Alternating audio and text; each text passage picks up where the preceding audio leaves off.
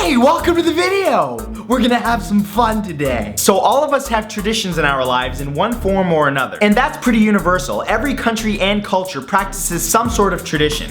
For example, here in North America, Christmas is a very popular tradition where we exchange gifts and then fight over who gets the last of the rum and eggnog. But not all traditions are that simple. In fact, some are quite intense or even downright strange. So this week, to give you a better understanding of the world that we live in, I gathered some of the oddest traditions to share with you all. So here they are, the 10 strangest traditions from around the world. Number 1 is baby tossing. In the western state of Maharashtra in India, there is a near 700-year-old tradition of parents dropping their newborn babies off of the roofs of temples. The newborns are dropped from a height of 15 meters, who are then caught in a sheet being held by men below. Although not widely practiced, there are many villages who still partake in this yearly tradition, which is said to bring health and prosperity to one's family. Surprisingly, despite how dangerous this tradition is, there has never been an injury reported. You know, just coming from a practical point of view, I feel like if you want your baby to be healthy, just get them an immunization shot. You get all the health benefits you're looking for without the pesky risk of, you know, death. Number 2 is the Kanamata Matsuri. In Kawasaki, Japan, there's an annual tradition held every spring known as the Kanamata Matsuri, or simply the Penis Festival.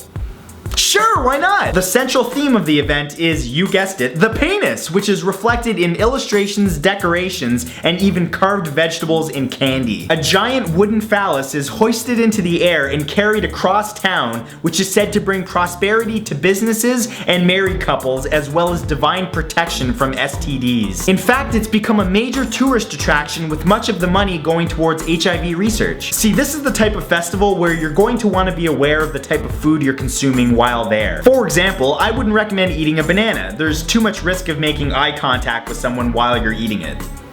Think about it. Number 3 is the funeral rituals of Toraja. The people of the Tanah Toraja Regency in Indonesia have a very unique tradition when it comes to their dead. Their funerals are very elaborate and expensive, so dead relatives are often kept in temporary coffins until the families can pay for the funeral, which can often take years. The Toraja have a great respect for their dead, so during this waiting period, the bodies of loved ones are often exhumed so that they can be cared for. They will actually groom and redress the body if necessary. Basically whatever it takes to make Granny's corpse look her best. Once the family finally has the funds necessary, it's reported that they will actually walk the corpse to its final resting place. See that, kids? Don't complain when your mom and dad make you visit your grandparents, because it could be a lot worse. Number 4 is bride kidnapping. Bride kidnapping, also known as marriage by abduction or marriage by capture, is a tradition that's been practiced for centuries. Believe it or not, it's still practiced in some places like Central and Southeast Asia, parts of Africa, and among certain ethnic groups like the Celtal in Mexico and the Romani in Europe. Unlike in most countries where bride kidnapping is a crime, and rightfully so, among these groups it's a common tradition. Basically the way it works is if a man can successfully kidnap and hold a woman hostage for a certain period of time, say for example a week, then he can claim her as his wife. This tradition is insanely barbaric. It's basically on par with a caveman who clubs a woman over the head and drags her back to his cave. Even Fred Flintstone wined and dined Wilma before making that bedrock, you know what I'm saying? Number 5 is the bullet ant ritual. Several times a year, the Amazonian Sadaremawe tribe of Brazil observes a special tradition that every young man must go through in order to become a true Indian warrior. The tradition requires that every young man must put his hands in gloves filled with giant tropical bullet ants. If you don't know what bullet ants are, they have a sting 30 times worse than that of a bee. Initiates are required to wear the gloves for more than 10 minutes at a time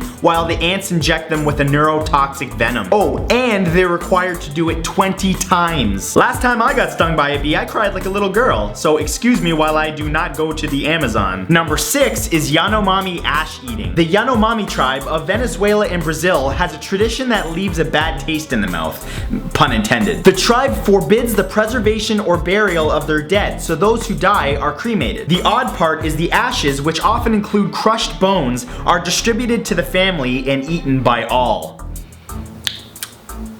Serious question, how exactly does one eat ashes? I mean, is there a liquid involved? Do you turn grandpa into a tea? Or do you just do your best not to choke?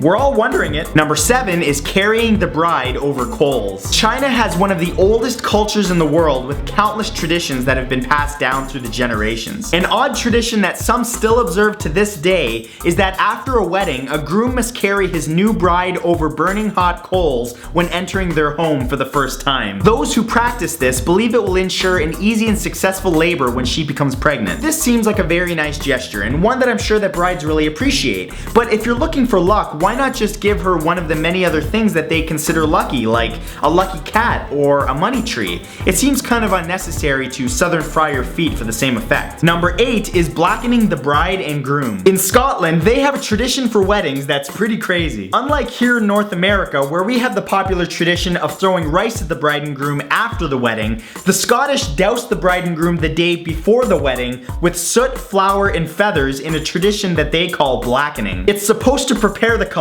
for any future troubles or humiliations, with the theory being that nothing could be worse than this. I see, so tar and feathering someone is a sign of love, but even hinting that kilts are girly will get you knocked out. Yeah, I think the sensitivity level is a bit off there, friends. Number 9 are Tibetan Sky Burials. In Tibet, they have a very different approach to dealing with dead bodies than the rest of the world. The majority of Tibetan people are Buddhist, and part of their belief system is that the body is simply a vessel, so when someone dies, there's no need to preserve the body because their spirit has moved on. So, instead of burying their dead, they cut the body in various places and leave it on a mountaintop where it's exposed to the natural elements as well as various animals who will, well, you know, take care of it. For people that are known for being peaceful, it seems pretty violent to let dead bodies bake in the sun while vultures eat their innards. Remind me to never die in Tibet. And number 10, cheese rolling. Oh good, one that doesn't involve death. The Cooper's Hill Cheese Rolling and Wake is an annual event held in England. Traditionally, it's for the people who live in the local village of Brockworth, but now people from all over the world take part in this event. It involves a 9-pound cheese wheel that gets thrown down a steep hill while competitors rush after it, and whoever crosses the finish line first gets to keep it. No one is exactly sure how this strange tradition started, but at least it doesn't involve death, hot coals, or stinging insects, so I say let the cheese roll on. And that's it for this video, guys. The world is a strange place. If you enjoyed this video, please give that like button a click and share this on Facebook and Twitter, and I will see you all back here next Saturday with a brand new video. Peace.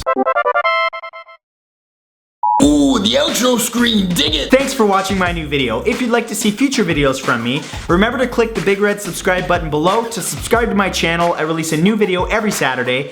And if you'd like to add me to Facebook and Twitter or check out my second channel, the links to those will be in the description along with links to some of the things that I talked about in this video, and I will see you back here next week. Bye!